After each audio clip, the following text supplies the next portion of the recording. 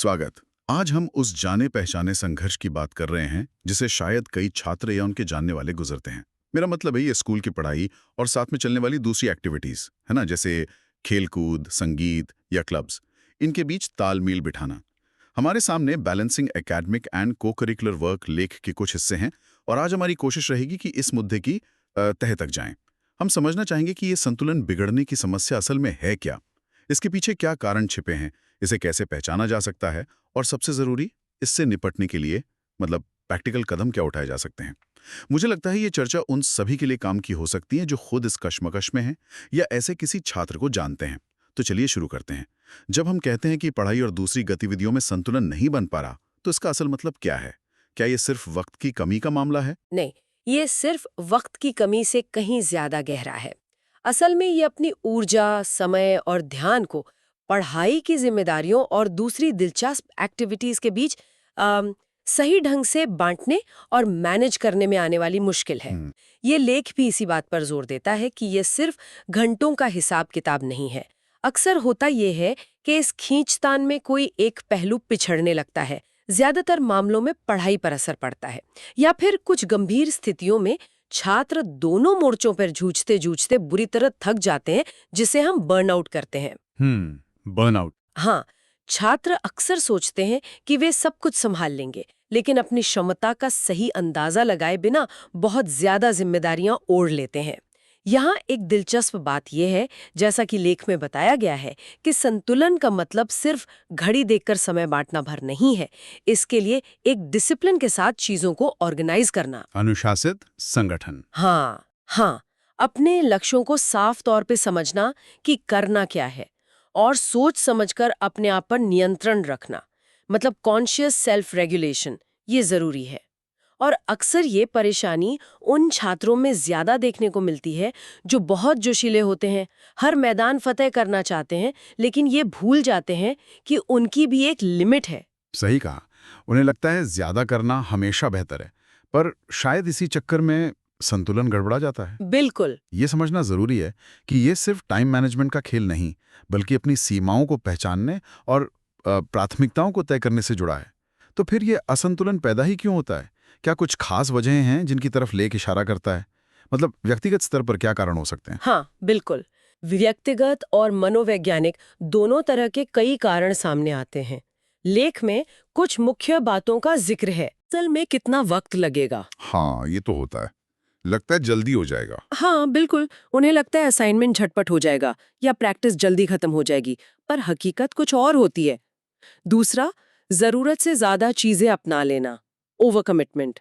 एक ही वक्त में ढेर सारी एक्टिविटीज का हिस्सा बनने की कोशिश करना, हर क्लब, हर टीम, हर इवेंट, इसमें शामिल होने की चाहत कई बार भारी पड़ सकती है। यानी ना कहना भी सीखना जरूरी है, एक तरह से। बिल्कुल। और तीसरा कारण है प्राथमिकता तय करने में मुश्किल, लो प्रायोराइजेशन एबिलिटी। कौन सा काम ज्यादा जरूरी है और कौन सा अभी किया जाना है, इसमें फर्क न कर पाना। सब कुछ जरूरी लगने लगता है। चौथा, टालमटोल की आदत, प्रोक्रेस्टिनेशन। कई बार दूसरी एक्टिविटीज की थकान या उनके रोमांच के चलते पढ़ाई के काम को टाल दिया जाता है, जैसे प्रैक्टिस से लौटकर पढ़ने का मन न करना। ये काम बात है। हम्म। और आखिर में हर काम को बिल्कुल परफेक्ट करने की चाहत, ये परफेक्शनिस्ट एटीट्यूड जो होता है, हर चीज में 100% देने की कोशिश में छात्र मानसिक रूप से बहुत ज्यादा थक जाते हैं। हाँ, ये सुनने में अच्छा लगता है, पर असल जिंदगी में शायद संतुलन बिगाड़ सकता है। सही कहा। ये तो हुई व्यक्तिगत बातें, लेकिन क्या छात्र के आसपास का माहौल जैसे स्कूल या घर, इसकी भी कोई भूमिका होती है? क्या लेख संस्थागत कारणों पर भी बात करता है? हाँ, माहौल का भी बहुत बड़ा हाथ होता है। संस्थागत और बाहरी कारण भी उतने ही अहम हैं, जैसा कि इस विश्लेषण में बताया गया है। एक तो है समय सारणी का टकराव, ओवरलैपिंग स्केड्यूल्स। कई बार क्लास का समय और किसी एक्टिविटी का समय एक ही होता है। ओह हाँ। ऐसे में छात्र को चुनना पड़ता है कि क्या छोड़ें, और अक्सर पढ़ाई पीछे रह जाती है। दूसरा, स्कूल में जरूरत से ज्यादा कार्यक्रम होना, एक्सेसिव स्कूल इवेंट्स। अगर स्कूल का कैलेंडर बहुत ज्यादा भरा हुआ है तो छात्रों पर दबाव बढ़ना लाजमी है। उन्हें सांस लेने की फुर्सत ही नहीं मिलती। और अगर कोई छात्र किसी कंपटीशन की वजह से क्लास नहीं कर पाता, तो क्या स्कूल से उसे कोई मदद मिलती है? ये भी एक सवाल है। यहीं पर तीसरा मुद्दा आता है अकादमिक समर्थन की कमी, लैक ऑफ एकेडमिक सपोर्ट। छूटे हुए काम को पूरा करने के लिए अक्सर कोई व्यवस्थित तरीका नहीं होता। जैसे आपने कहा, अगर कोई छात्र खेल प्रतियोगिता के लिए बाहर गया है, तो क्या स्कूल छूटी हुई पढ़ाई पूरी करने में उसकी मदद करता है? ज्यादातर मामलों में ऐसा शायद नहीं होता। चौथा, मार्गदर्शन की कमी, इनसफिशिएंट गाइडेंस। कभी-कभी शिक्षक और कोच अपने अपने क्षेत्र पर ही ध्यान देते हैं। शिक्षक पढ़ाई पर, कोच खेल पर। छात्र बीच में फंस जाता है कि दोनों की उम्मीदों पर खरा कैसे उतरे। सही है। और परिवार या समाज की उम्मीदों का क्या? इसका भी तो असर पड़ता होगा ना, है ना? निश्चित रूप से। और लेख इसे भी एक महत्वपूर्ण कारक मानता है। माता पिता चाहते हैं कि उनका बच्चा हर चीज में अव्वल हो। हाँ, वो ऑलराउंडर वाली अपेक्षा। बिल्कुल, parental expectations of all round excellence, पढ़ाई में भी और खेल या संगीत में भी। दूसरी तरफ कॉलेज में दाखिले के लिए एक मल्टी टैलेंटेड प्रोफाइल बनाने पर समाज का भी जोर रहता है। हाँ, ये तो है, आजकल बहुत दिखता है। Societal emphasis on multi talented profiles, TV, अखबार, हर जगह ऐसी छवि दिखाई जाती है जहाँ छात्र हर चीज में माहिर है। इस दबाव में छात्र और ज्यादा चीजें करने की कोशिश करते हैं। इसके अलावा घर पर पढ़ाई का एक नियमित माहौल या रूटीन न होना, लैक ऑफ होम रूटीन, ये भी संतुलन बनाने में रुकावट डालता है। ये तो साफ है कि ये समस्या कई परतों वाली है, व्यक्तिगत आदतों से लेकर स्कूल और समाज के दबाव तक। अब यहाँ ये जानना दिलचस्प हो जाता है कि हम पहचानें कैसे कि कोई छात्र इस असंतुलन से जूझ रहा है। बाहर से दिखने वाले ऐसे कौन से लक्षण या संकेत हैं जिन पर ध्यान देना चाहिए? हाँ, इसे पहचानने के लिए लेख में कुछ स्पष्ट संकेतों का जिक्र है, जिन्हें हम 3 हिस्सों में बांटकर समझ सकते हैं।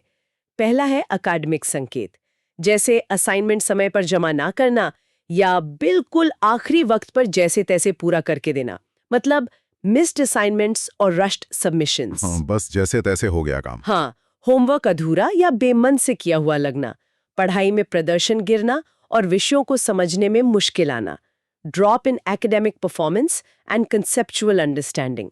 हो सकता है छात्र पहले अच्छा कर रहा था, पर अब उसके ग्रेड कम हो रहे हैं। और क्लास में ध्यान ना दे पाना या तैयारी के बिना आना, lack of attention and preparedness in class. छात्र क्लास में थका हुआ, खोया हुआ या ऊँघता हुआ दिख सकता है। यानी पढ़ाई पर सीधा असर दिखने लगता है। और व्यवहार में क्या बदलाव नजर आ सकते हैं? दूसरा है व्यवहारिक संकेत, लगातार थकान महसूस करना, कांस्टेंट फिटीग। भले ही रात को नींद पूरी ली हो, फिर भी थका थका सा रहना, पढ़ाई के प्रति उत्साह कम हो जाना, रिड्यूस्ड इंथुजियाज्म फॉर स्टडीज, जो विषय पहले पसंद थे अब बोझ लगने लगते हैं। समय पर काम पूरा करने के चक्कर में आराम या खाना पीना छोड़ देना, स्किपिंग रेस्ट और मील्स, जैसे लंच टाइम में होमवर्क करना या देर रात तक जागकर काम निपटाना, और बार बार यह कहना कि मैं बहुत व्यस्त हूँ या मेरे पास बिल्कुल समय नहीं है। Frequent complaints of being too busy और आउट ऑफ टाइम। ये सिर्फ बहाना नहीं, बल्कि उनकी असली हालत का बयान हो सकता है। ये तो चिंता की बात है, खासकर आराम और सेहत को नजरअंदाज करना। भावनात्मक और सामाजिक स्तर पर क्या असर दिखता है? तीसरा है भावनात्मक और सामाजिक संकेत, अधूरे कामों को लेकर निराशा, चिंता या अपराध बोध महसूस करना। फ्रस्ट्रेशन, एंग्जाइटी और गिल्ट ओवर निग्लेक्टेड टास्क्स। छात्र को लग सकता है कि वो कुछ भी ठीक से नहीं कर पा रही। बहुत ज्यादा व्यस्त होने के कारण दोस्तों से दूरी बना लेना। विड्रॉल फ्रॉम पियर्स, क्योंकि सामाजिक मेलजोल के लिए ना तो समय होता है ना ही ऊर्जा। सही बात है। और परीक्षाओं या किसी बड़े इवेंट के आसपास मूड में बहुत ज्यादा उतार चढ़ाव आना या चिड़चिड़ा हो जाना।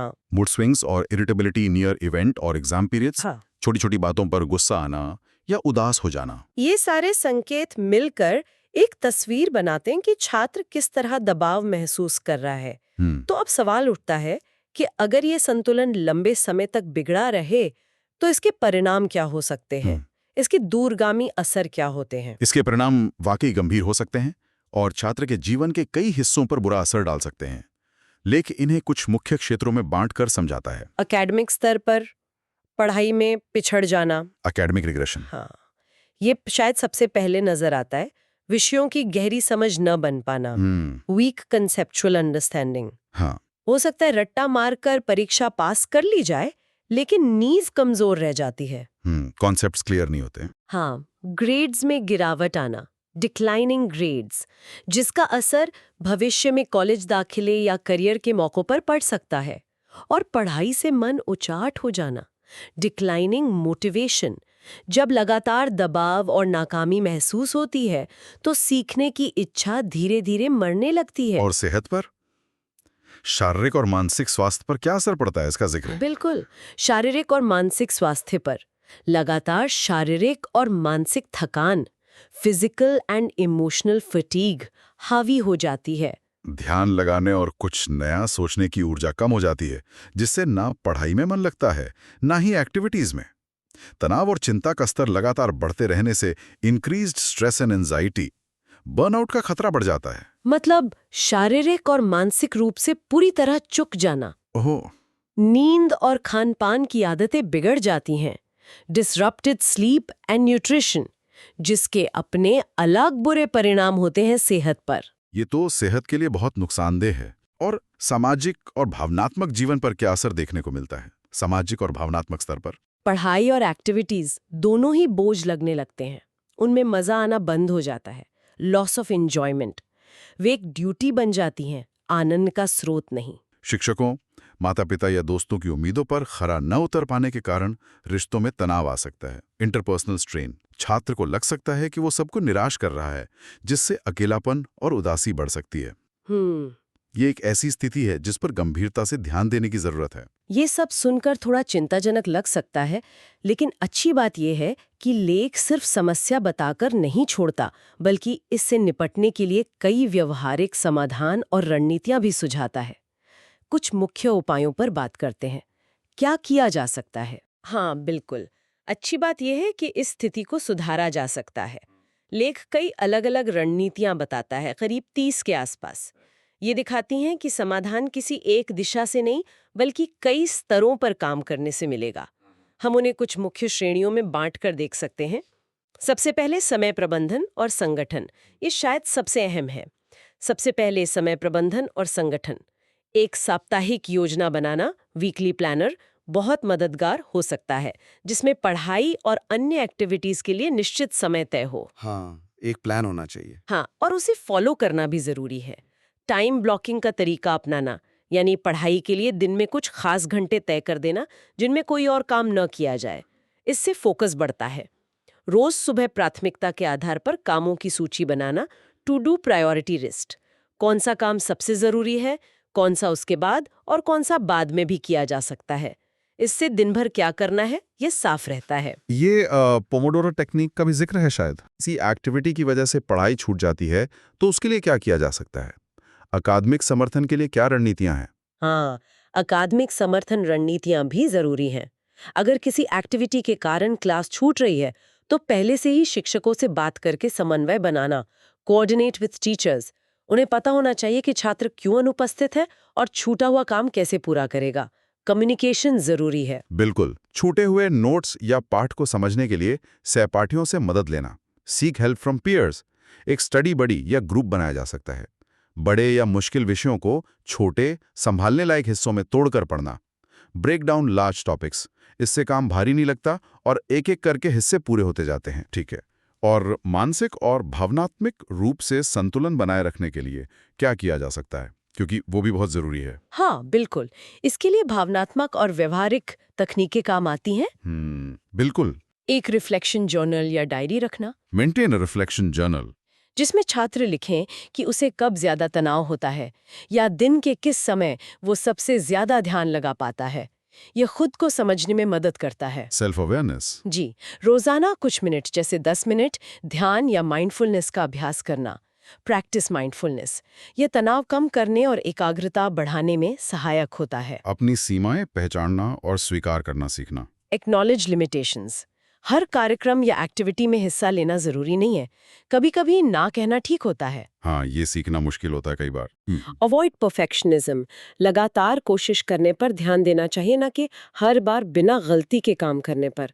अच्छा करना परफेक्ट करने से ज्यादा व्यवहारिक और टिकाऊ है। ये बहुत महत्वपूर्ण है। खुद पर बहुत ज्यादा दबाव ना डालना। क्या स्कूल और शिक्षक भी इस संतुलन को बनाने में कोई भूमिका निभा सकते हैं? संस्थागत स्तर पर कुछ हो सकता है? हाँ, संस्थागत और शिक्षक स्तर पर भी हस्तक्षेप संभव है और जरूरी भी है। हाँ, संस्थागत और शिक्षक स्तर पर भी हस्तक्षेप संभव और जरूरी भी है। स्कूल ऐसी समय सारणी बना सकते हैं, इंटीग्रेटेड टाइम टेबल्स, जिससे क्लास और जरूरी एक्टिविटीज का समय आपस में न टकराए। थोड़ा मुश्किल है, पर कोशिश की जा सकती है। हाँ, संस्थागत और शिक्षक स्तर पर भी हस्तक्षेप संभव है और जरूरी भी है। जो छात्र प्रतियोगिताओं या अन्य कार्यक्रमों के कारण क्लास छोड़ते हैं, उनके लिए स्कूल विशेष स्टडी सपोर्ट सेल बना सकते हैं ताकि उनकी पढ़ाई का नुकसान ना हो। अच्छा, ये एक ठोस कदम हो सकता है। हाँ, और शिक्षक उन छात्रों पर थोड़ी ज्यादा नजर रख सकते हैं जो को करिकुलर एक्टिविटीज में बहुत सक्रिय हैं, ताकि ये सुनिश्चित हो सके कि उनकी पढ़ाई पीछे ना छूट रही हो। वे उनसे बीच-बीच में बात करके उनकी स्थिति समझ सकते हैं, थोड़ा पर्सनल टच। और घर पर परिवार क्या भूमिका निभा सकता है, क्योंकि उनका सपोर्ट भी बहुत जरूरी होता है। परिवार का समर्थन बहुत मायने रखता है पारिवारिक स्तर पर। परिवार का समर्थन बहुत मायने रखता है पारिवारिक स्तर पर।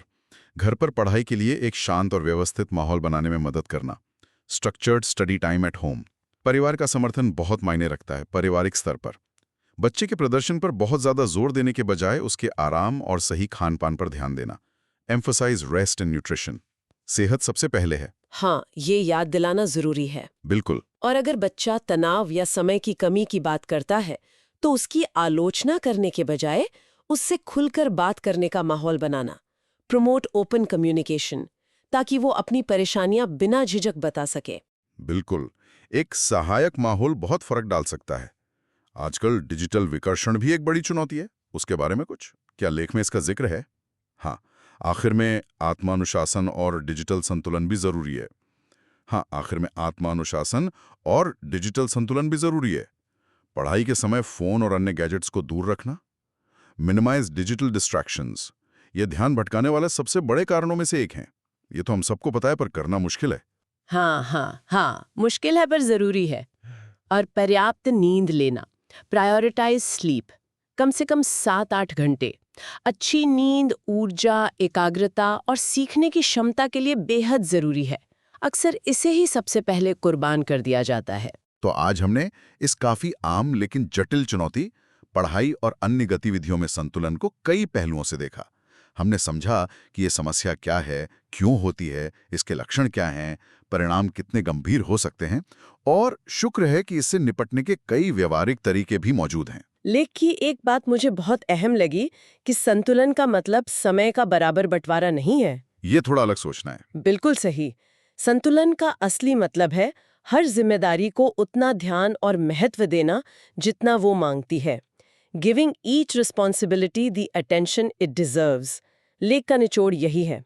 जो छात्र समय, ध्यान और अपनी भावनाओं को साधना सीख लेते हैं, वो क्लास के अंदर और बाहर दोनों जगह कामयाब होते हैं। पढ़ाई में अच्छा होना और दूसरी एक्टिविटीज में हुनर दिखाना, ये एक दूसरे के दुश्मन नहीं हैं। पूरक हैं। हाँ, पूरक हैं। बल्कि ये अनुशासन और आत्म जागरूकता के साथ चलने वाले दो पहलू हैं। जब हड़बड़ी की जगह सामंजस्य ले लेता है, तभी सही मायने में सर्वांगीण विकास होता है। और जाते जाते हमारे श्रोताओं के लिए एक सोचने वाली बात, लेख में एक सेल्फ असेसमेंट चेकलिस्ट और कुछ चिंतन के लिए सवाल दिए गए हैं। शायद ये सोचने का एक अच्छा मौका हो सकता है। अभी जिन चीजों में हम लगे हुए हैं, उनमें से कौन सी हमारे लंबे समय के लक्ष्यों से वाकई मेल खाती हैं? क्या पढ़ाई और दूसरी एक्टिविटीज को पूरा करने के बाद हमें एक जैसी संतुष्टि महसूस होती है? क्या आराम से समझौता किए बिना समय का बेहतर इस्तेमाल मुमकिन है? इन सवालों पर गौर करना शायद उस संतुलन को पाने की दिशा में पहला कदम हो जिसकी हमने आज बात की। इस गहरी पड़ताल में हमारे साथ शामिल होने के लिए धन्यवाद।